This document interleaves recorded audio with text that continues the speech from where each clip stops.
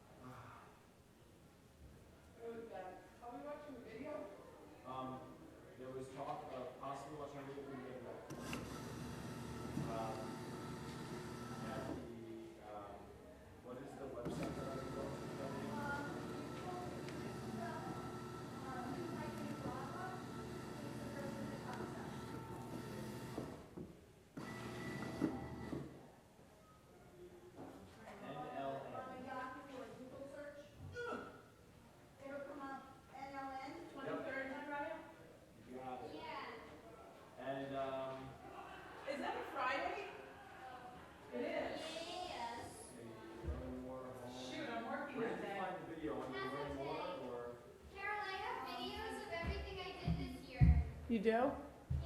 All block. Yeah, but I want to see it in Manhattan. I'll just bring my computer to Oh, I your took the house. wrong one. Hi. Some of the fruit.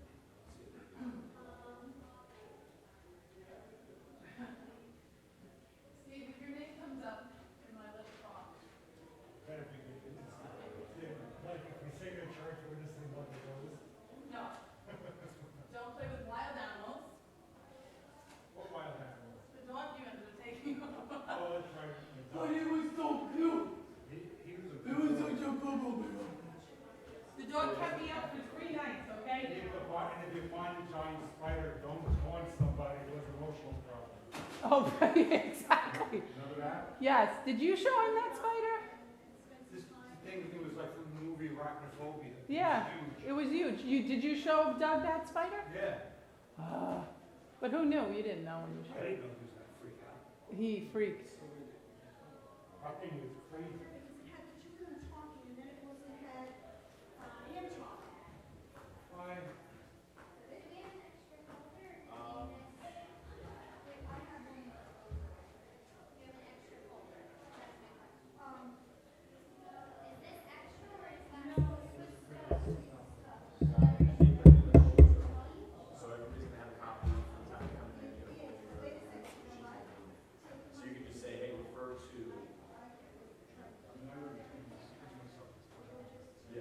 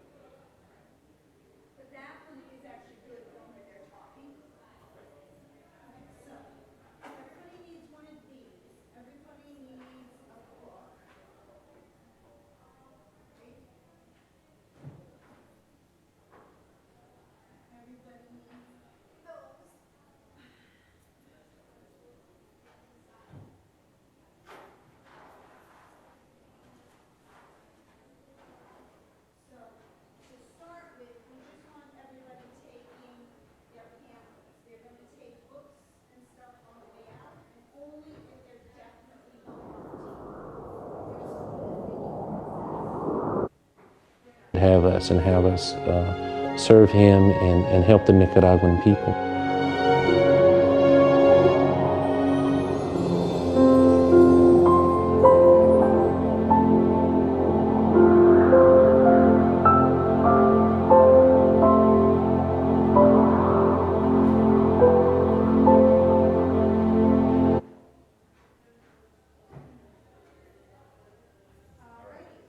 So we got the video.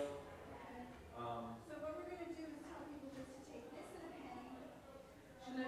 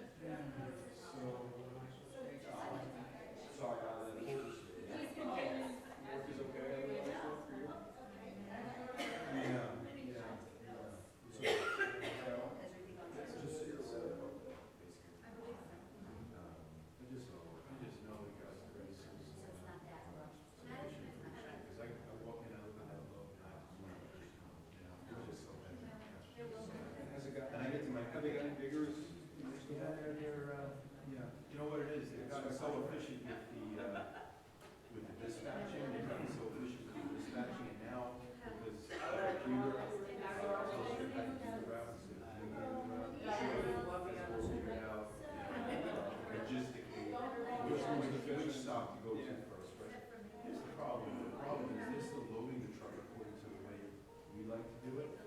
If that makes sense to the driver. So my first stop says, okay, first stop is 3 a.m. And I look in my computer tells me, well, you need to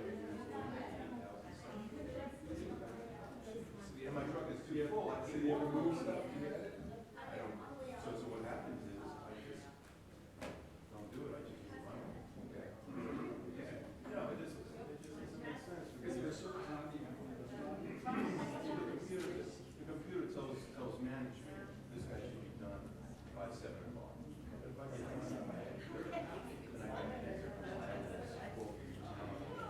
Okay. You gotta play the game. And is it just you and the Friday? Since you got started?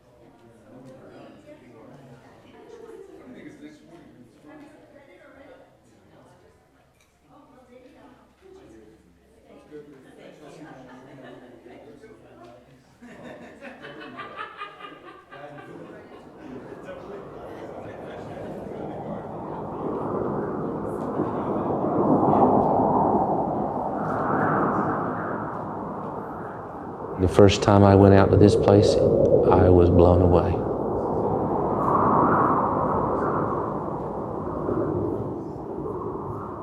I just could not believe the poverty that I was seeing.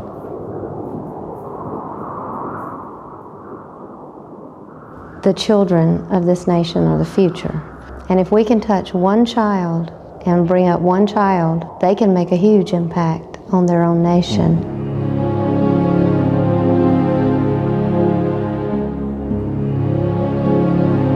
I think New Life is very appropriate for what we do because in all of our ministry efforts, we're always trying to, above anything else, lead people to Christ.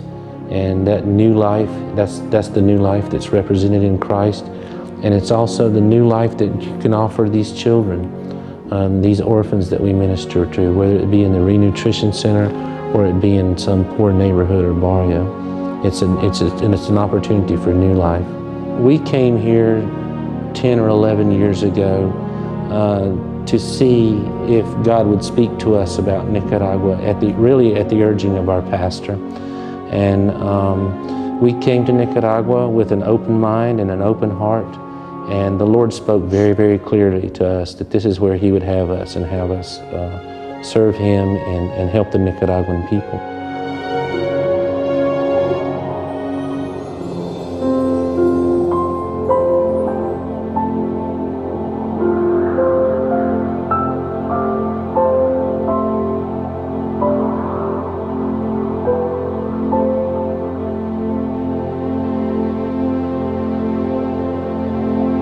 Cristo Rey is basically located out in the middle of an undeveloped field right here. We've just got dust and dirt everywhere. This is by far one of the most harshest environments I've ever seen in Nicaragua. I've been here living and working here 9 years now, and I've never seen anything quite like the living conditions that you find here. I mean, the basic elements of life are food, shelter, and water.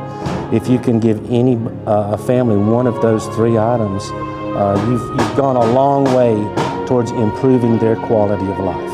One of the first things that we did when we started working in this barrio was we began a feeding program for 100 children. The feeding program is a preventative, in my opinion, because if, for instance, if some of those children may have gotten into a feeding program situation, they may not be, they may not have gotten to the condition that they're in. Basically, the way the numbers broke down, it was like 57 cents per plate of food per child per day.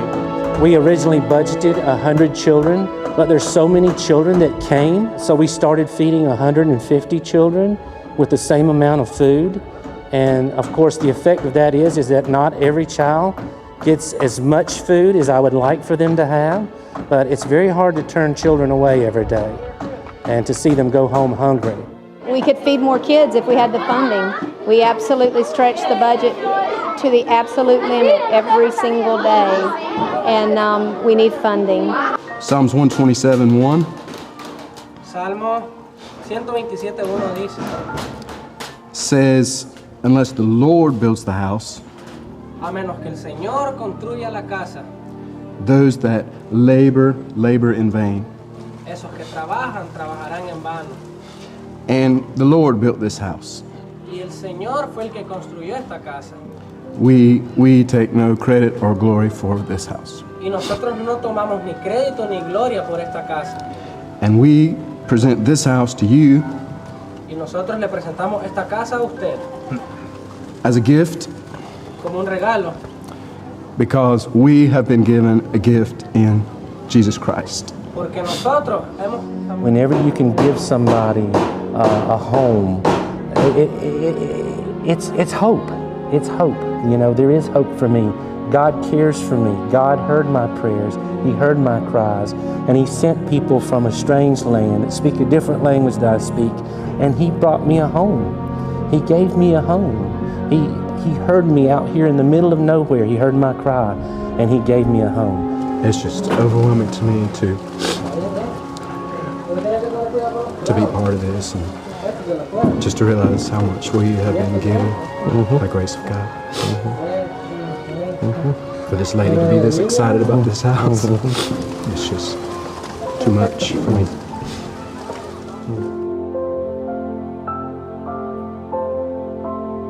This center is a renutritional center, and so the majority of the children that we get in here is solely based on the fact that they're suffering from malnutrition or acute starvation. This is our sick room. Our doctor has all of her things in here, and we have our nebulizers in here for breathing treatments. We also have cribs set up in here for when babies are sick, and we have to separate them from the rest of the group, trying to keep everyone else well. We have children divided up into different groups, but in each group there's a variety of ages so that the younger children can learn from the older children, kind of like they would at home if they lived in a family with kids of different ages. You'll see some of the older kids in the group nurturing some of the younger kids in the group, which is great because that's one of the reasons why this particular model of an orphanage works. This is our therapy room, our school room. Melanie works with the children individually in this room. So I'll see if their gross motor skills, fine motor skills, and cognitive skills are what they should be like for their age. As it relates to malnutrition, the effects of malnutrition can be reversed within the first 2 years of a child's life. So if we can get a child before the age of 2 and start working with that child, and our nutritionists can start working with that child, and our doctors, then we can actually reverse the effects of malnutrition. You see, malnutrition is something that stays with the child all their lives, and it affects their earning capacity, their learning capacity, and the sad part is that if that happens in a child's life, that child will grow into an adult, and that cycle will repeat itself again. Well, Jeff and Christy were really an answer to prayer for us, because Chris and I are only 2 people, and we have our hands in so many areas of ministry here in Nicaragua. And you know, we very quickly realized our own human limitations here. Dr. Jeff Link, he bought a large parcel of land right here, basically divided the land in half, and then he donated this parcel of land to New Life Nicaragua. Then we will begin building the actual orphanage facility. So yeah, we're 0 to 7 roughly right now, the age of the children. Maybe someday we can do like an 8 to 18 or so if they haven't been placed out into a home. We could continue their care. And then the teenagers, what a great opportunity. We have a guest house. They can do the hospitality training. We have a health clinic. They can learn to do like medical technician stuff. So it'd be like a VOTEC kind of a thing. I have people who work for me that have done some farming that tell me that this soil is perfect for growing anything. We've just now starting to get our first few fruits coming up, and just love it. I love gardening and love seeing things grow. I love knowing the fact that these pineapples and these bell peppers and those tomatoes over there, those plantains and bananas are going to feed the children in our orphanage. And so I'm really, really pumped up and excited about that. Mm-hmm. So we are very, very positive and very, very encouraged about the future of this piece of property and what God's going to do on this piece of property to minister to the Nicaraguan people and as a future home for these children that we raise and that we love so much. There's a scripture that really just summarizes that very beautifully, and it's Isaiah 61:3, and I'd like to read it for you if I might. It says, "To appoint unto them that mourn in Zion, to give unto them beauty for ashes." And that's what God has done for us. All those ashes, all those burnt, charred, dark places in our lives, God has turned those into a beautiful thing.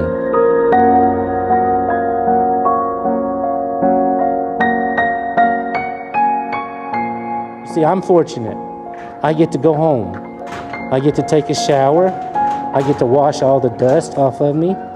I get to eat a nice plate of food. And then I get to sleep in a very comfortable bed. But a lot of these people don't enjoy that luxury. They can't leave. And that weighs heavy on me. So anything that I can do to help these people, I'm going to do it. I'm going to do it.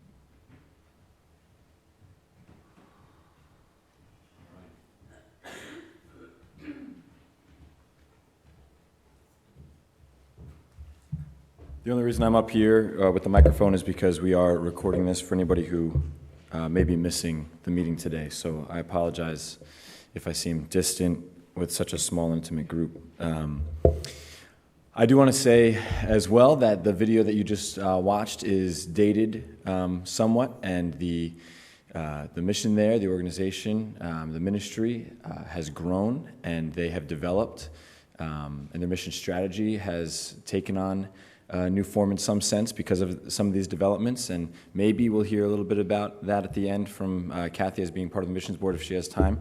But what I'd like to do is just kind of give you an idea of what's going to be going on in this meeting. I've spoken to Steve and I've spoken to Carol, who both have something that they would like to share with us before we go to Nicaragua and as we prepare to go to Nicaragua. Both have said that they will be brief. We don't want to keep you here longer than you need to be here. This is going to be one of 3 meetings that we're going to be having before we embark together. So before I have Carol speak and then Steve speak, and then I'll kind of go through the folder that you have in front of you. And Kathy will be giving us just a little bit of wrap-up information and kind of a to-do list. Before that, I'd like to ask if there are any questions that you guys have. And some of them I may just say, well, that will be answered later on by either Steve, Carol, myself, or Kathy. But is there anything that you're wondering? I know that some of you may have to cut out of here early, and so I want to make sure that I get your questions. Is there anything? And if there's not, that's fine. Any questions that you might have? No question is dumb. Oh, yours might be. That was my father. If you're watching, yeah, I'm not just being rude to somebody. That was my dad. Are we going to discuss what do you call it, the vaccinations that we need and stuff like that? Yeah, so you know what? Actually, that's a great question. Who did not receive an email from me? I've sent 2 just recently. So raise your hand. Okay, so I didn't have your application, so that would be why. So would you do me a favor, if you did not receive an email from me with information about this meeting and with information about the trip in general, would you please just, on the sign-in sheet, do we still have that in the back? I asked for an updated email and an updated phone number. Okay. Would you also, if you've got your email on there right now, that's perfect. I will check with the email that I sent it to, because I'm sure that all 3 of the hands that I saw, I guess 5 of the hands that I saw, I had emails for, and it was sent to your email address that I had. So either I have the wrong one, or there's something else weird going on there, maybe in your junk mail. But if you would please just put your name on the sign-up list. Next to your name, say did not receive the first email, because I'll send that to you even though it's now late information. You'll need to have that. So for you, the vaccinations were a part of that first email. Yeah, I have a follow-up to that question. Yes. Was, the first time I went on the missions trip, I went online and I found out a place to go to get my inoculations for this trip, and they cost me close to $700. All right, but I got them, and then I found out when I was over there that I was allergic to what's the mosquito one? The Zika? No, malaria. Malaria. I get a reaction. I get a reaction to the malaria one. I mean, I get an intense, severe rash. Pills? Did you Yeah. take pills? Yeah, I did. There's Remember when we went and you gave me that solar can and it saved me? Yeah. But I mean, I couldn't sleep. It was. There's other variations you can take. You don't have to take. Right. Well, you know what? And then the second time, I went 3 times. The second time I did the same thing and I got the rash again, and that's when I realized what the problem was. Third time I went, I just went. Can we go without getting any of these shots? Was that Kathy or Carol that gave me the information on the? Okay, so Carol will cover questions like that. Okay. No, and the other thing is, I just want to know if other people are getting these inoculations free from somewhere, okay? Which is, I mean, I'm sure they did, but that wasn't told to me, so I spent hundreds of dollars on these things, right? Can we just make that common knowledge? Because I was a little miffed that people got these shots for free somewhere, and I wasn't told where I could go to get these shots for free. Yeah. And I just. I have an infectious disease doctor that you can go to, and it should be covered by insurance. So we can look into that, and if I hear anything of a place, does anyone know of a place they went to for free that didn't pay for these shots? We'll do some digging, and we'll let you know if we find out about any better solutions than what you had. But Carol will answer some of your questions, and afterward, maybe connect with Carol. Would he be able to connect with you? And Carol, could you take point on that? That'd be awesome. Great. And anyone else? And if anything that we find, anything that we find that would be helpful in that, we'll send that out in a follow-up email. Absolutely. Anybody else? Any other questions? Just general questions? Anything at all? Okay, great. So with that said, let me just go ahead and pray for us before our speakers come up, and we'll continue. God, thank you so much for giving us the opportunity to go and impact this world on behalf of you and your kingdom. God, I pray that it truly would be that. This trip would be defined by kingdom growth, that it would be just laced with a spirit that desires to glorify you, to make you known, to make you famous. God, I pray that you would change us, even in preparation for this trip, and especially as we are gone. God, I pray that we would come back changed, that we would be humbled by what we see, that we would be willing to speak of what we see and how you worked through us, not for our fame, our glory, not for our applause, but for yours, God. You're a good God, and I pray that you would convince us of that before this trip begins, so that we can bring that attitude with us while we're on this trip, that people would be served in your name, that people would be saved by your grace. We pray these things in Jesus' name. Amen. If I could ask Carol to come up.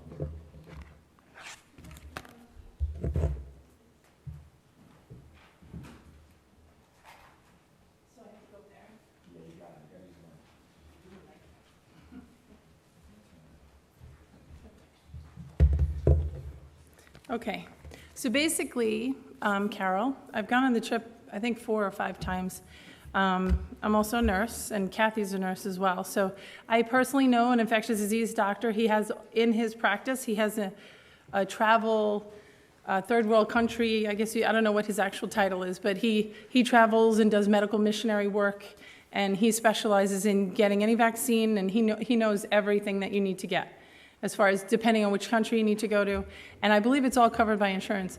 I never had to pay out of pocket for any shot I got in the past, and I'm sorry you had to do that, Ken. So each of you are going to get one each of these. One has the Nicaragua map on it, and one has a little person on the front, okay? So I'm going to first talk about the health aspects and the vaccinations that you're going to be required to get. Some of them we get anyway because you go to camp or you're involved in a sport or you go to school. So basically, going to Nicaragua, the newer thing here, I haven't gone for, I think, 4 years, but the newer thing right now is the Zika virus. So just to give you a kind of brief overview with that, it's transmitted through a mosquito, and anyone pregnant cannot go on this trip. It's recommended if you're pregnant, you don't go travel to any country where that's a possibility to even get the Zika virus because it's transmitted to the fetus, and I don't think any of us here have to worry about that. So that being said, if you look at this, can we turn this light on? I'm sorry. If you look at this, it talks about, sorry, I can't see. Basically, the mosquito transmits it. If you do get bitten by a mosquito, there's no vaccination for the Zika virus. Thank you, Chris. And so what we're really looking to do is prevent being bitten by mosquitoes, okay? So what we recommend is in the morning, basically you don't do anything with your hair. Don't put anything, hairspray or anything fruity or whatever in your hair, whether it's like a leave-in conditioner that smells. We don't want to attract bugs. One year we put downy sheets, dryer sheets on our shirts, and it actually prevented us. I've never really been bitten by anything in Nicaragua. But if you look at this, the Zika virus, there's no vaccination for it, so we're going to prevent being eaten by bugs. So we're going to talk about what we can wear and dress to do that. But there's a couple of things that they recommend with that. Bug spray. I recommend everyone get bug spray. There's some natural versions that are in here when you read this. Minimum, I know Lee's not going to like this, but if you get DEET 20%, that will prevent you from being bitten by anything. There are natural versions, and if you look on the CDC website, which is where I got both of these, you can get the natural version so you don't have to spray DEET on you.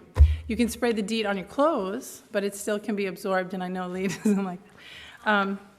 Do you have a natural version? HONEST. Okay. So bug spray is going to be readily available. There are certain vaccines that you do need to get. Everyone must be up to date with their tetanus shot. And your doctor, your regular medical doctor will know if you are up to date with that. Everyone needs hepatitis B, which is actually standard for every person that attends school. The only people I'm nervous about are the adults. If you're not up to date, you have to be up to date with hepatitis B and hepatitis A, which is from food. Hepatitis A is from food and B is from blood or body secretions. There's another thing that I recommend you get, if you have to discuss this with your doctor, is a typhoid shot. If you get a typhoid shot, again, that's from eating food that's bad. That is a 2-year coverage if you get that shot. So mine is expired 4 years. So minimum, we want you to get the tetanus shot, hepatitis B, and take malaria pills. Okay? I did forget to say, and I should have said this before Carol started speaking because she's very long-winded and confusing. I'm just kidding. But there's a blank sheet of paper, and you should have had a pen when you came in. So if you need to take notes, please feel free. And a lot of this stuff is covered in the email as well. And it's also written on the second page here. If you look at the map one, it's written on the second page. We'll start with the beginning, sorry. So if you get, you need your routine vaccines, which everyone in America has, unless you've never taken vaccines. The mumps, rubella, tetanus shot, all that. Hepatitis A we recommend, and tetanus, like I said, and the malaria pills. The rabies, you do not have to take. Discuss that with your doctor. I've never taken the rabies vaccine. It's only if you're going to be around animals. It's really up to you. It's totally your decision. The Reese's decided to take a stray animal home, and it's been a great pet, right, Ruthie? But they knew that the dog was safe and whatnot. But usually we're not around animals, or we're not going to be around bats. We're not going to be in caves, so the rabies shouldn't be an issue. Okay, that being said, when I'm going to skip from, if you have any other questions about the vaccines, it's all in here. I think that, is that clear enough? Anybody have any questions about the vaccines? Anything like that? Yes? Still a little confusing. Okay. I want you to get hepatitis B, tetanus shot you must have. Tetanus isn't even on. You pointed at It's here. It's part of the standard in the beginning. It's, you see, routine vaccines, diphtheria, tetanus, pertussis, blah, blah, blah. But a tetanus shot as well. This is from the CDC, but I'm telling you, you have to get a tetanus shot. If you step on a rusty nail, we're going to be walking around in like garbage. You could step in anything and cut your skin open. If you don't have a tetanus shot, we're probably like half an hour from a hospital, if not more. So the tetanus shot, I think it's 10. Tetanus is technically good for 10 years, but after 2 years, if it's a dirty injury, they will re-immunize you. And that can be done within 72 hours of an injury. So maybe you want to get a booster before you go if it's been a long time. Okay, so the tetanus shot, definite, hepatitis B, and please, the malaria pills. There's different variations of it, different doses and different drugs that you could take in malaria pills. You start that prior to going. But not hepatitis A or typhoid? No, and the typhoid, I'm getting to that. So it's definitely hepatitis B, hepatitis A, tetanus, typhoid, and malaria pills. 5 things I recommend. Now, yes? Yeah, the CDC does also say your measles, mumps, rubella. Right, that's the and standard. polio. We have to remember that this isn't an American country where the majority of people are immunized. And so for you to go there not immunized puts you at greater risk. But doesn't everybody here have measles, mumps, rubella? If they went to school Polio. and if they were immunized and didn't, you know, Okay. conscientiously object to their vaccine. So it's good to check. Okay. Oh, yeah, it's good to check. I'm just assuming, I'm sorry, everybody has that. So that's the vaccine issue, okay? I hope that wasn't too confusing, I'm sorry. Basically, yeah, but you also did send it out earlier. It was in the first email. It was exactly what is here, actually. The only time in the past that people have actually gotten sick is when they haven't listened to what we've recommended as far as how they've eaten a food prior to what they've done prior to eating. And basically what we do is before, when we break for lunch, you wash your hands with soap and water if we have that. But even the water you're using, you have to sanitize after that, and then you eat. When we're in the field, I don't know exactly what we're going to be doing. When we were building those sheds, we didn't have soap and water, so everyone just used a hand sanitizer, and then we ate sandwiches, whatever, with your hands. We also never drink anything that's not in a bottle or a can. Honestly, all we really usually drink is just bottled water. The problem when people started getting sick is the way, when they opened the cap, the cap was really a short cap, and then they already contaminated the bottle, and they put the bottle in their mouth. So we have to look at getting bottles that aren't, or just be extremely careful, and make sure you sanitize before you drink any water. One person got sick because they contaminated the bottle. It was Joe, actually. He has bigger hands, so opening the cap was difficult for him. We also have one day that we're in town, and there was a group of us one year. We hadn't gotten sick, I think, for like 5 years running. People decided that they're going to eat peeled mangoes that were in a bag off a stand in the city. Every single person that ate those mangoes came home sick.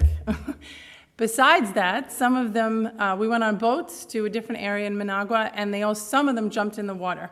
The people that actually jumped in the water got extremely sick to the point where they were having chills, as we're waiting to board the plane to leave, vomiting on the plane, like it was really bad. So what I do recommend and strongly ask you to do is only eat things that are packaged, and do not eat anything off a stand. It's not like you're going to Manhattan either, but would you really eat anything peeled in Manhattan in a bag either? But don't eat anything that's not, because Even if we didn't work that day and we're just touring the town, do not eat anything pre-peeled by somebody. You don't know how it was prepared. You don't know what knife they used. You don't know what they washed it with, even if they washed it. So I've never seen people so violently ill. And prior to that, we never got sick. So we're not allowing people to eat peeled anything in a bag on a street or anything, just packaged and everything bottled. The restaurants we're going to be eating in, I think even that we have canned soda or bottled water when we're at the restaurant. And it's only restaurants that they prepare the food safely. So when we go out to eat at restaurants. So that takes care of each day. Basically, we had this little saying, we had soap and water sanitize. If soap and water was there just before you eat, we would soap and water, you wash your hands thoroughly, and you sing happy birthday twice. And it kills everything on your hands. The problem then is you have to sanitize prior to eating because the water itself, we don't know if the water's okay. Toothbrushes too. Use bottled Yeah. water to rinse your toothbrushes. Exactly, and in the shower. Some people bought...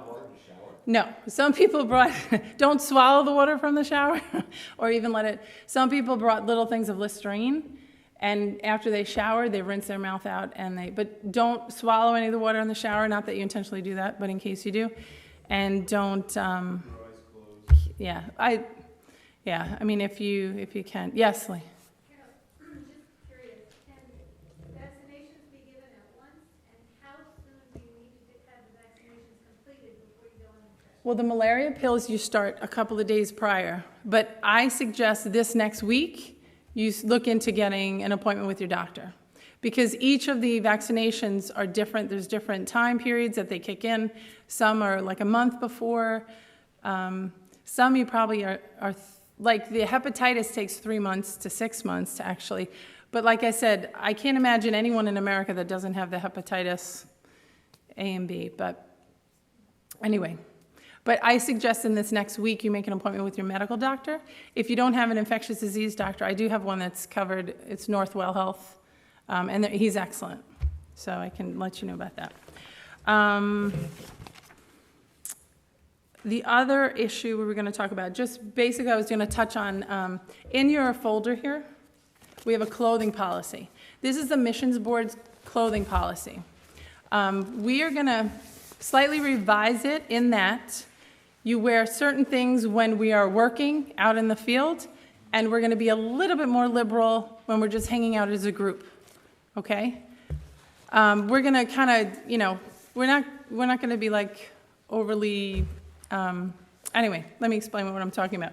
If you read through this, basically, we want to prevent, like we said, getting bitten by a bug, getting bitten by mosquitoes. One of the recommendations I have, which would be really helpful for you, is buying scrubs at Walmart. They're like $5. They come in any color you want. You can get black, blue, and any other color. The scrubs are light, they're long, they'll cover your legs, and you don't have to worry about getting eaten by mosquitoes. I wear scrubs every day when I go to work. They're very comfortable. They're also, breathing, you don't have to worry about that getting hot and extra hot in them. The only other thing we cannot have at any time are short shorts. If you're going to be seeing anything underneath your shirt, your bra, underwear, whatever, we don't want to see it. So wear clothes that's appropriate. One of the recommendations we always had is, your finger here. If your shorts are your middle finger here, if you touch your skin here, the shorts are too short. A lot of people wear basketball shorts. I'm really talking to the girls here. Guys tend to wear really long shorts. If you're not wearing short shorts, I'm not going to be like crazy about an inch or two. It's really up to you guys. Use your judgment. Again, with tank tops, there's a thing here about tank tops. Obviously, we're not going to wear tank tops to go work. If you're wearing a tank top, hanging out with a group of people, we prefer you wear t-shirts. Let's just put it that way. We'd prefer t-shirts and long sleeve tees. We're just going to put it there, okay? Yes? Just really quickly, you speak about the shorts and trousers for the ladies, but gentlemen, in foreign countries and countries like Nicaragua, to see your boxers is considered to be extremely disrespectful. And although many young men wear their trousers quite loose and hanging down, if you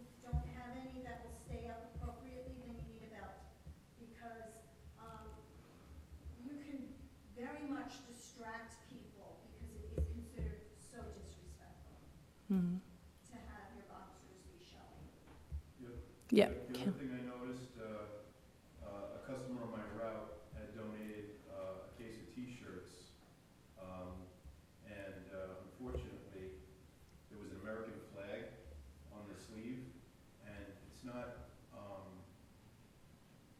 it's just, I know the kingdom of God's not political, but we live in a world that is political, and one of the guys had an American red, white, and blue sweatband, headband, and he looked like Captain America, as we were going to Cristo Rey, and I told him, I said, listen, get a different T-shirt on, because I sensed that when I was handing out these T-shirts that they would like, it was like I was giving them a piece of dirt. Only because of the perception that Americans are not friends of Nicaragua, which is not true in our case, but don't be going down there flaunting your America, that you're from America, and you know, by wearing something patriotic.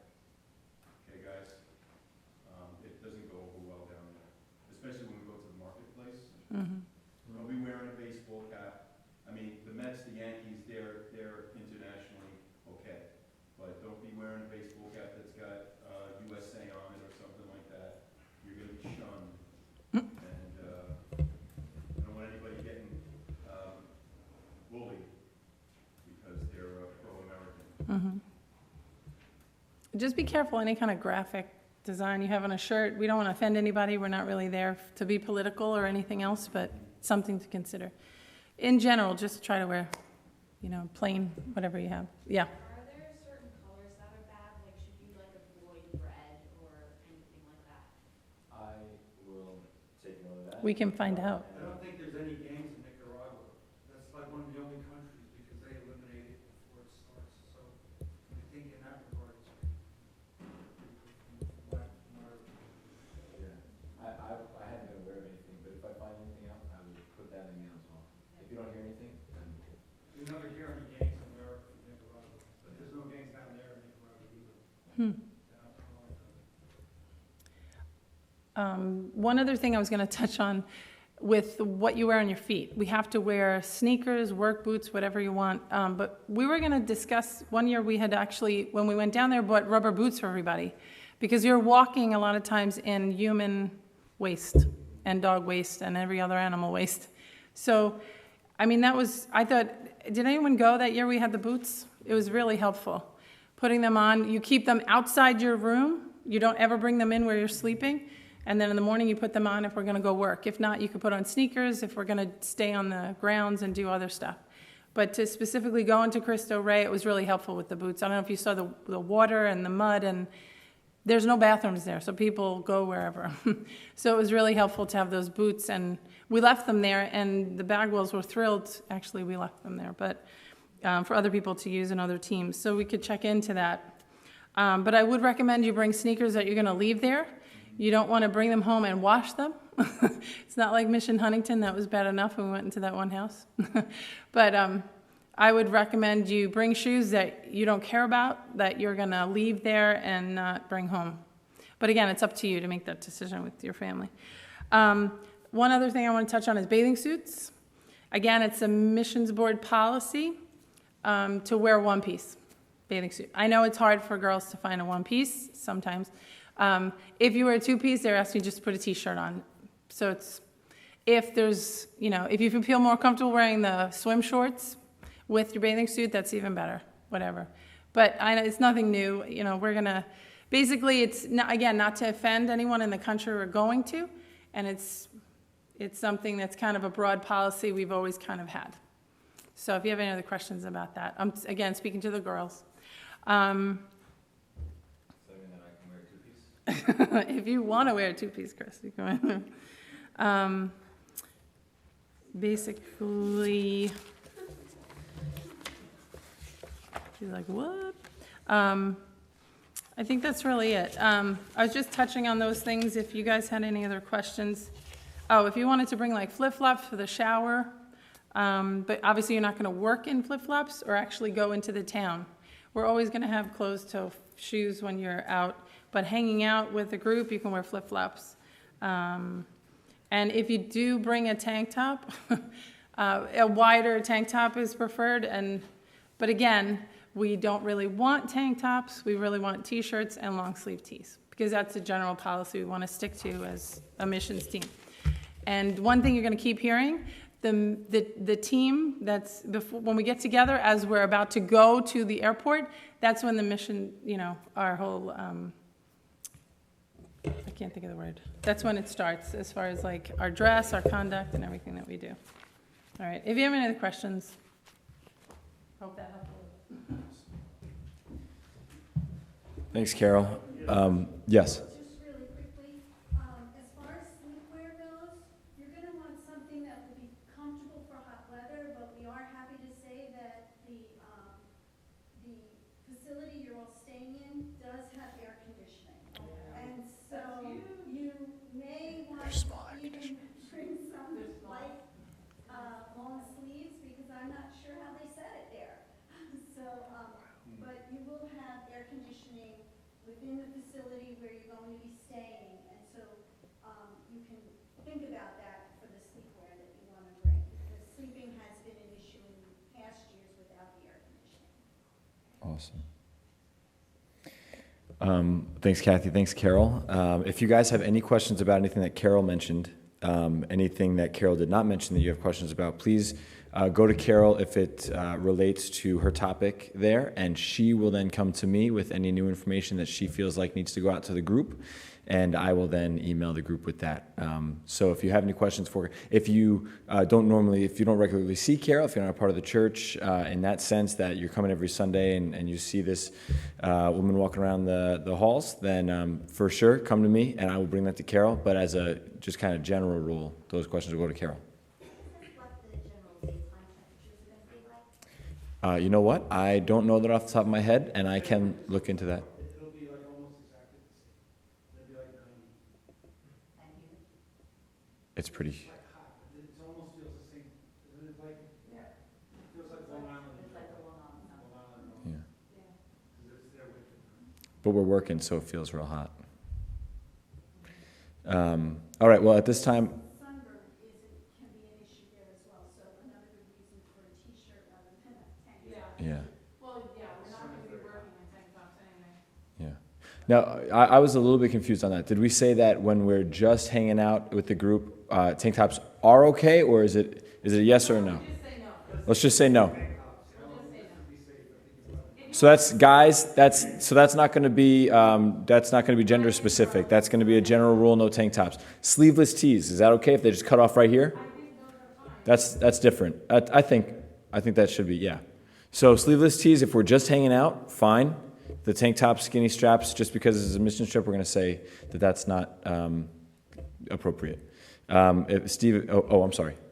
Just one other thing. I don't know if I sweat when I'm out in the heat. This is already too much information. Yeah, headband.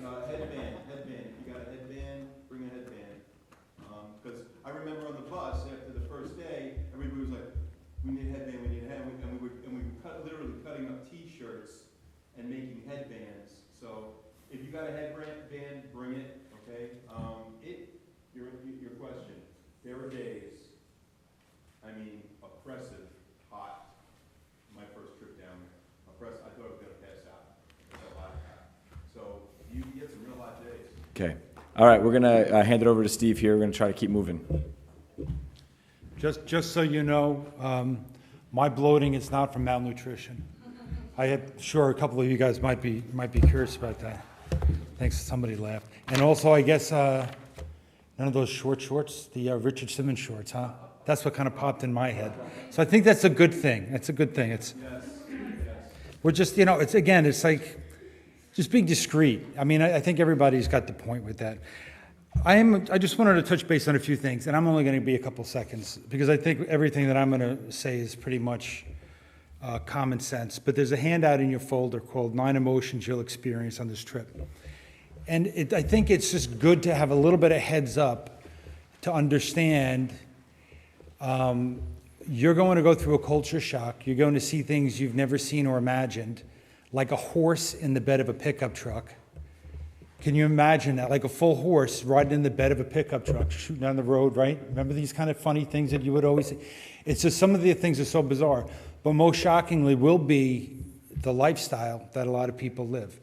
They've got a lot of dignity. They're wonderful, beautiful people, but the simplicity of their lives sometimes creates a lot of guilt and things like that because of what we have. So this is, again, you're going to learn in the process too that in serving, to do it in a way that's not detrimental. Because just because they don't have a lot of stuff doesn't mean that they're less happy or content or, again, they have probably even, the Christians down there, maybe even a stronger faith because they have a lot less distractions than we do. But again, just go through the list of these 9 points. And a couple of the things to know here, again, besides the cultural awareness, this will help a little bit with your own personal readiness. But I think a couple other points that we want to make sure that get covered over the next several weeks before we go is group cohesion and conflict resolution. Because you're going to get down there, especially like first day, you're going to be hungry, you're going to be dirty, you're going to be tired, you're going to be grumpy, right? So understanding how we're going to resolve conflicts, it's an important thing. You can't just suppress it, because then you keep suppressing it. Halfway through the trip, you're just going to be a walking time bomb, and then it's going to ruin the whole experience for you and for the people around you. So the last paragraph, I think, is the most important thing to apply for tonight under point 9, that your attitude and how you choose to perceive all the different circumstances you're in is what's going to make all the difference. To be a learner, not a knower, a servant, not a master, and a listener, not a speaker. The main purpose down there, too, is to instill hope and motivation and love. But in taking more of a passive position and allowing yourself to be led, to be teachable, you're going to see how God rocks your world. It's such a cool thing, because it goes so against us here in America, where we're so proactive and so assertive. They're much more laid back. They're more chill, but you're going to see throughout the whole experience. Also importantly, I just want you to know that I'm always available. And that's one of the cool things about being on this trip, because my area of specialty is trauma. And a lot of things might be fine for one person, but another person, it might be pushing a button. And that typically happens on maybe 10 to 20% of people on trips. So it's okay, it's normal. It's not an issue, but talk about it. Process it, work it through. It'd be good to have the debriefings like that at night and talk about what God is doing, what you're learning, some areas you feel stuck. That's all important stuff, because that's all part of the spiritual growing process too. But please know that I'm always available too. If you ever feel like there's any kind of issues or something that you're wrestling around with, it's all great stuff for growth, and it's all for God's glory too. So again, just go through the list. It's all pretty much common sense.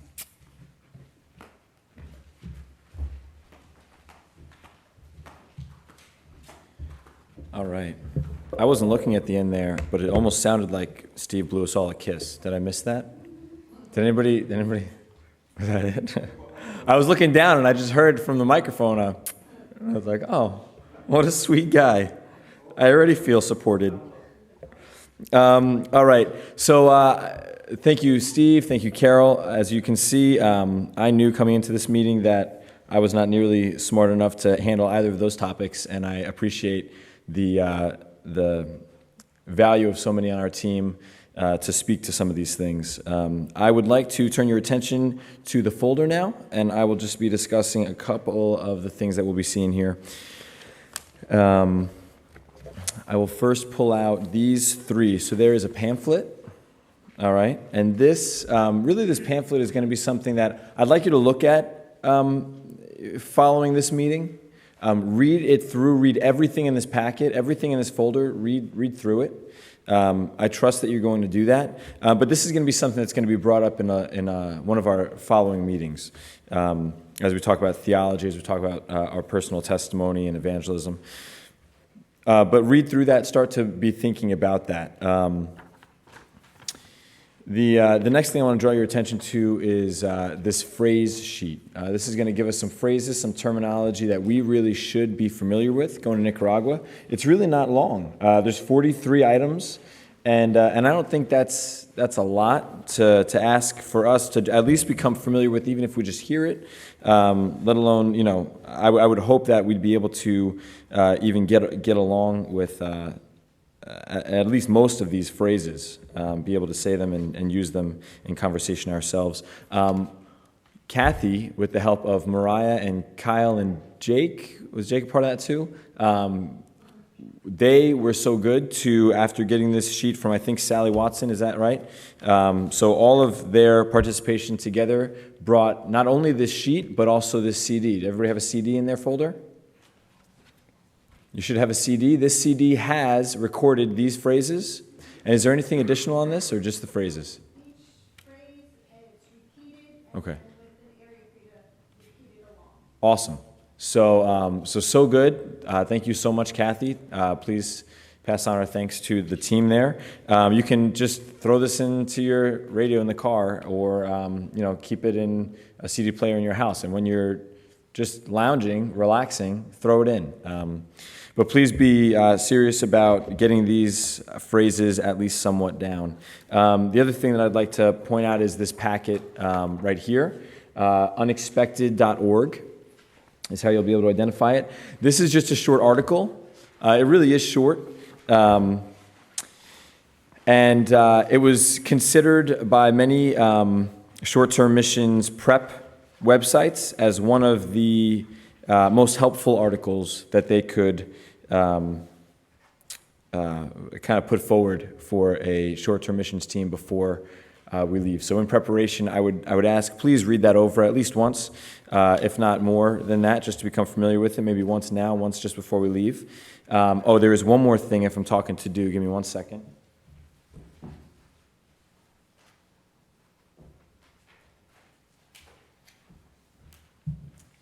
In terms of becoming familiar with, the missions board met a couple months ago, and in preparation for this trip, we decided, after reading again some websites that kind of spoke to short-term missions, that this was an invaluable book. This was an amazing resource for anybody who was interested in going on short-term missions. I believe that everybody in this room is not only interested in having an experience in Nicaragua for themselves, but that if you're here, you are interested in giving something. And this book, entitled When Helping Hurts, is kind of a guide as to how we can give without that giving actually being a problem, which it so often can become. And it covers other topics, and from what I read, it was probably one of the, if not the most valuable resources for short-term missions teams. So what we're asking is that you actually read it. Now, are we going to ask you to do a book report? Nope. Are we going to make you sign something before we allow you to get on the plane saying, I have read this, and say that you can't go if you don't sign it? Nope. Why is that? Because I'm sure that there's going to be, one or two that maybe won't read it, and I don't want to ask you to lie. And so this is what I'm asking. We have bought you a book. There are copies in the back that I'd ask you to take one on your way out, and I do want you to read this. Even if you're not a reader, start it. And maybe, as I've found in the past, I'm not a crazy reader, but there are sometimes I start a book and I just say, wow, this is extremely interesting. And it'll keep me engaged, and I'll just keep going. Start it. At least start it. Get through that first chapter, and then just push yourself to keep going. Start it now. Don't start it in a month from now. You will not finish it. Start it now. If many of you here are family, be each other's accountability partners. Let's get through this book together so that we can be on the same page. I really encourage you, and just shy of saying it's mandatory, the missions board thought it was so much of a worthwhile cause that we went ahead and bought them for you. So please take that seriously. Where do we get the book? It's in the back. It's on the back table there. Just grab one on your way out. Just a couple more things before I get to what we can be looking forward to, and then Kathy's going to wrap up with kind of a final, if you didn't get it before, here's your to-do, here are some things that may have been missed by either Carol, Steve, or myself, probably myself. And then we'll be closing in prayer and we'll get you out of here. According to the email that was sent out that many of you did not receive, and I apologize about that, the deposit of $250 was due today. Now, I understand that that email didn't get into all of your inboxes, and that's disappointing, and I apologize. But that deposit of $250, it's very important that gets to us as soon as possible. So again, if I could say, now I know that, when the email went out, you had more than just a week to respond to it, but now I'm going to ask if maybe by next Sunday we can have those deposits in of $250. That would... If you wouldn't mind, make it out to, so in the email it said, make it out to Dix Hills Evangelical Free Church, the full name of the church, and if you could put in the memo, your name and your name, or if it's for your family, all the names that it's going to cover, and the fact that it's a deposit for the Nicaragua missions trip. And if you could actually give that to me and not drop it into the plate as it goes around on Sunday. The reason for that, the reason for all of the funds, it's very important that it come through me or Peter, is that it's actually very hard once the money's dropped in the plate for those counting the money to get that information to me. For whatever reason, it's just been difficult in the past, and I do not want, I want there to be no chance that you don't get credit for the funds. Now, if in the past you've dropped something to the plate and you say, hey, that should have been applied, talk to me about it and we'll figure that out. But from going forward, it's very important that Peter or myself receive any checks or cash for the trip. So that deposit, we'll say by next Sunday. If that's going to be a problem, just let me know, and we will figure that out. Passports, again, it was mentioned in the email, passports should be on their way. You should have met already with somebody to arrange for that. If they are not, that's okay. You can still receive it according to the website. You should not be...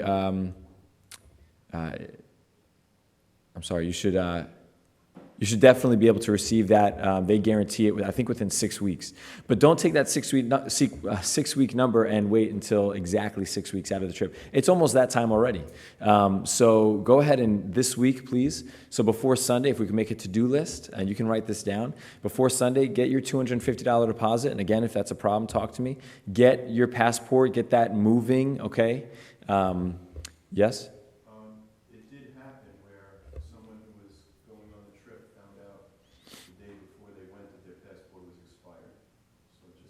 Yeah, check your passport. Mine has expired, and so that was almost me. And the last thing, and Carol spoke to this, but vaccinations, they need to be a primary concern right now, along with the passport, and you need to get those doctor's appointments scheduled. All right, we need to do that. So maybe this week you've got 7 days now, or I guess if we're saying until Sunday, we've got 8 days by the end of Sunday next week to get your passport on its way, to make sure that you scrape up the deposit, and to make sure that you've called a doctor to at least get one of those vaccinations on schedule. The last thing that I'm going to say is I'm going to bring your attention to the Nicaragua missions trip, meetings, fundraisers, and milestones. I actually decided to leave out the milestones, so it's just meetings and fundraisers for this sheet, but upcoming meetings, I'm not going to go through this. I will just point out the dates are emboldened there, Saturday, June 17th and Saturday, July 8th. So please get those on your calendar. I would like to ask you, as our team, would you rather sneeze mustard or sweat mayonnaise? No. Would you rather meet on those nights, or on those days at 6 p.m. in the evening like we did tonight? Or would you rather, because there are going to be car washes on both of those days from 10 to 2 earlier on those Saturdays, would you rather we have the meeting directly following the car wash? So if you wouldn't mind, by a show of hands, we're just going to go ahead with a majority vote here because I want to make sure that we're doing our best to meet your needs. A 6 p.m. meeting, who would rather a 6 p.m. meeting? So we're going to leave the church and then come back. Who would rather directly after the car wash? Okay, so we're going to go with directly after the car wash, and that's probably going to look like 2:30. to meet. And if you cannot make that, that's okay. Right now, there's a camera in the back. It's recording us. And on our website and our YouTube channel, you would be able to watch this meeting again, and you will be able to watch all future meetings. So don't stress out about that. It is mandatory that you come if you can. But if you can't, that's going to be okay. So on those dates, I did not put a time. Our next meetings will be the 17th and the 8th, June 17th, July 8th, and it will be at 2:30 after we're done cleaning up from the car wash. If by 2:30 we haven't started, that just means we're still cleaning up from the car wash, and you should still be here at that time, because if you weren't already here helping us wash cars, you can at least help us clean up. That'd be great. So 2:30, if you want to just write that in there, and it will be included in the next email as well. Continue on the fundraisers that are coming up. Pancake breakfast, we've done this at Applebee's in the past. One of the parents said, hey, Chris, you're kind of an idiot. We should do this at the church. And I said, I am an idiot, and we should do this at the church. So it'll be less of a cost on us. It'll be about the same return per ticket. But there were penalties if we didn't meet a certain number at Applebee's. That won't be there anymore. But also, in a sense, it might almost be more inviting to have it at the church. And we have more freedom to have, if we want somebody to speak on behalf of the trip, to kind of give an idea of what's going to be going on. If we want to play a video during the breakfast, we can do that. So a lot of it is unwritten as of yet, but the pancake breakfast will be on Saturday, June 10th. So it's coming up here. Yeah? Can I make a suggestion on that? Yes. When we went 3 years ago, we went pretty far out of our way to do fundraising events that were also outsider friendly. Okay. You know, maybe evangelistic would be an exaggeration. Okay. But we structured these events so that it was natural to invite people that were from outside the church and people that weren't even Christians. Yep. And, you know,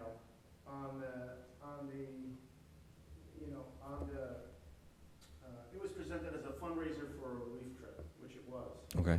But part of the idea there was to bring in people from outside the church. We did a barbecue in my backyard. We got a band. We did all kinds of things like that. And bring in people from outside the church who was like, what are they doing and why are they doing this? And just say, well, we're going to help these people who live in these conditions, you know, and we do that because it's a conviction that comes with our faith in Christ. And I would just love to see events like this not be in the bubble, you know, for the bubble, by the bubble events. You know, because we're always thinking about how do we minister to our neighbors in the process. You know, by the end of these events, I had my Jewish neighbor around the corner begging me to come on the next trip. I mean, Nice. I just would like to see these things done in a way that we're really trying to make them a broad appeal, you know, and pulling the community into this church, you know, as every chance we get. Yeah, I love it. If anybody has any suggestions about any of these fundraisers, or really anything we've talked about tonight, please let me know. And if you wouldn't mind maybe just sketching some ideas of how we can better do that with this type of fundraiser, that would be phenomenal. Yeah, I'd love that. I mean, I think the first thing you do is plan a seeker-friendly event and challenge everybody here to invite 2 or 3 people that you know aren't in the church. Yeah. Would you send me an email with just some of those ideas? Sure. That'd be awesome. Okay. So that pancake breakfast on this form here, there are some different kind of service opportunities, ways you can get plugged in. If you know what you would like to do for that before we are even at the date, please let me know and I'll pencil you in so that we know that we have enough kitchen staff and we know that we have enough servers and we know that I have somebody that's not afraid to touch money, things like that. So I'm not going to, you know, it's listed there. I won't beat a dead horse there. I will say this Sunday we will start selling tickets for that. These are the tickets. If you know that you will, I mean, there's some people that they find it really hard to go and talk to people and invite them to things like this. If you know that if you took 5 or 10 tickets, you would sell them, because it's not the Applebee's fundraiser where if they go out and get lost or some random person, you know, you drop them out of your car, some random person picks it up and goes to Applebee's, then we have to actually pay for their plate for them, and they didn't actually pay for it. It's not that way. At this point, it would just be we pay for the flour to make their pancake.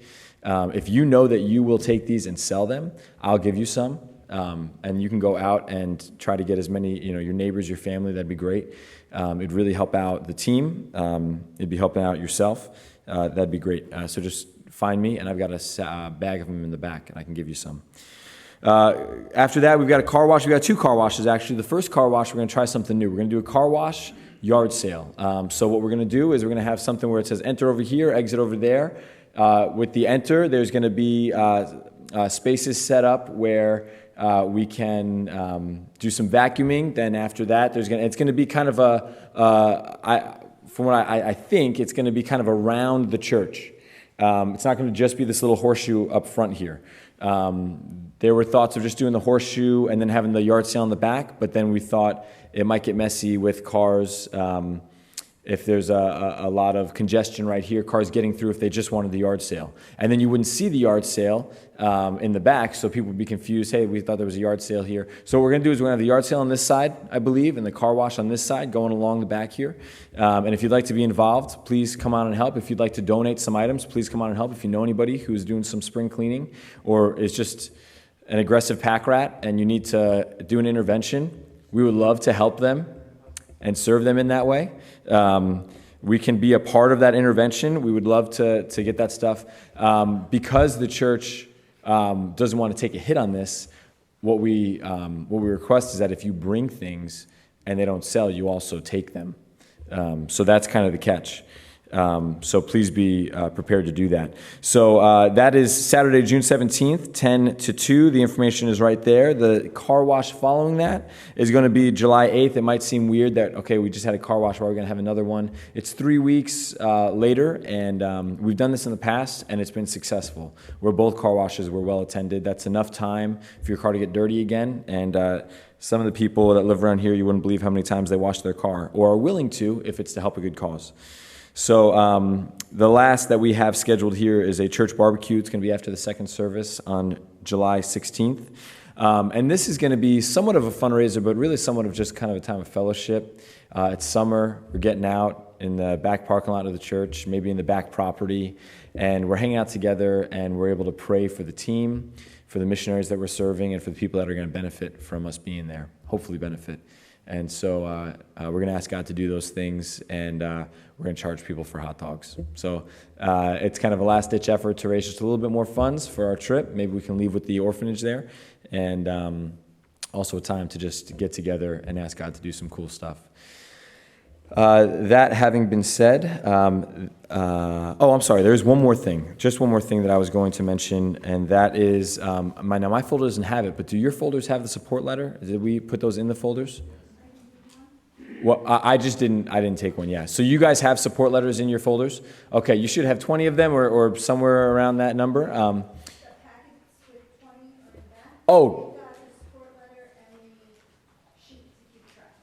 Great, awesome. So you know what, actually, how about I don't even mention this? Kathy was going to come up to do some closing thoughts anyway. Kathy, would you just come up and explain the support letter? Kathy put it together. Thank you, Kathy, for that. And if you wouldn't mind just closing this prayer, Jen. Well, thank you, everybody who's committed to this team and to our missionaries in Nicaragua. I work with the Missions Board here for a couple of you who might not know that. We compiled a support request letter for you. Now, this you can use as a guideline. You can use this. You can use it as a guideline. You can add to it. But what we are asking is that each of you send out a support letter to at least 20 people outside of this church. And the reason we ask for it to be outside of this church is because much of the other fundraising will include people from our church.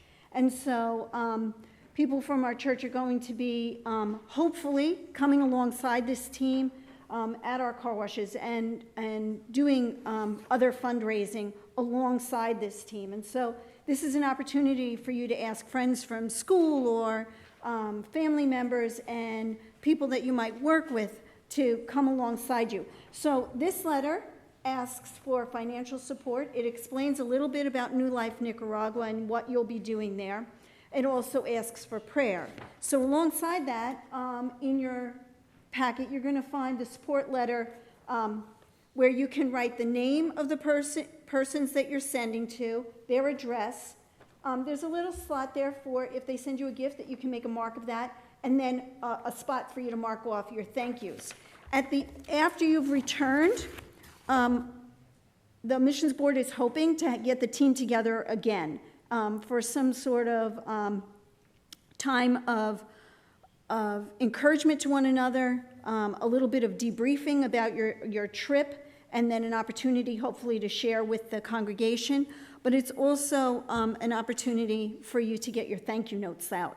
And those thank yous will go to everybody on your list so that those persons who were able to support you financially are, of course, thanked, but we don't want to forget to thank the people who have been praying for us as well. So what we're going to ask you to do is get those support letters out before the next meeting and bring your sheet with who you've written. So it's kind of homework, but that way I think we'll get it done. So just to reiterate a little bit of what Chris has asked, he's asked for you to read your article. Yes? Is it possible to get a copy of that letter in an email so we can edit it, print it and stuff? Chris is putting up a thumbs up, yes, because he has it. Can we get that? And it's in a doc form. Can we work on it this weekend? As soon as you can work on it this weekend. Mm-hmm. At 3 a.m. we got it. Yep.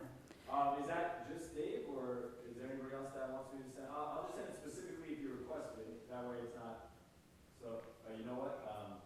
I'll send it to everybody. Send it to everybody. Okay, so you're going to work on your support letters, read your article, review your language tape, accumulate your missing paperwork or the paperwork that you need, your passports and such.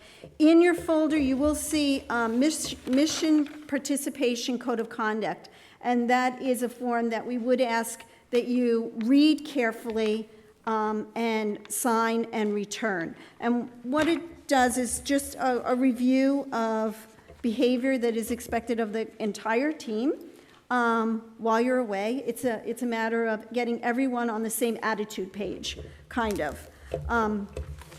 So then, future meetings. One of the meetings, we've invited Sally Watson, who is a Spanish teacher, to come and help us with a little bit of fun interaction in language. And we've also invited the pastor to come and talk to us a little bit about our testimonies and speaking to people about Christ, evangelism, so that we can be a little bit more comfortable with that. And so that's sort of what we've got so far. We're really looking forward to helping everyone have all the support that they need. As you're all aware, the trip is going to cost about $2,000 per person to send you, and that'll include getting you there, feeding you while you're there, housing you while you're there, and the projects for New Life Nicaragua. As they said in the tape, New Life Nicaragua was blessed with some property. Now, interestingly, the property he was talking about in that tape isn't the same property that they were able to purchase. At that time, they had hoped to get that piece of property, and then political climate didn't allow for the purchase of that particular piece of property. But God is good, and the piece of property that they got is better. There are 3 houses on the new piece of property. It was so overgrown that they thought there was 1, and when they started to clear it, they found 3. They found the water irrigation system to be intact, and all 3 buildings passed engineering specs. So none of them have to be torn down, but they just need to be renovated. And the property is already producing fruit and crops. So the efforts that you're going to be coming alongside of New Life Nicaragua is going to allow them to move out of rentals and into the property so that they are a more stable situation with their fundraising, and they're going to start being self-sufficient with housing teams and not having every time they make some improvements on property that the landlord raises the rent. So does anybody have any questions for me at this point? The roster, has it been filled? Chris, we still have 3 or 4 spots, is that correct? Yeah, I think we've learned recently that some that we thought were confirmed were not, or since have backed out, and so it is, at this point, a little bit unclear as to how many spots we have left, but we do have spots left. I believe it's somewhere in the ballpark of 5. Oh, that many, okay. I believe, but we're going to, in the weeks, I think we have about a month to do it. We are going to be canceling any spots that were not filled, and probably sooner than later, because we can't really be adding people a month from now to this trip. So, you know, if we hear in the next week that somebody else wants to be involved, that's definitely possible. Okay. All righty. So Heavenly Father, we thank you for this evening, and Lord, I thank you for each individual here, each person who has answered your call to step out in faith, for the children of Nicaragua, for the ministry of New Life Nicaragua. Lord, I ask that you prepare their hearts, prepare their finances, prepare their bodies, and prepare their minds for this trip. And Lord, we ask that you bring us together cohesively as a team, and that our church and our friends and our family can come alongside us and all be blessed by blessing this ministry and these children. And we are grateful to you, Lord, for each opportunity you lay before us to do the work that you would have done and to bring knowledge and the love of your Son, Jesus Christ, to people around the world and around the corner, and even around the corners within our own homes and family. Thank you, Father, for this evening, for this team, and for this opportunity. In your Son's most holy and precious name, we thank you. Amen.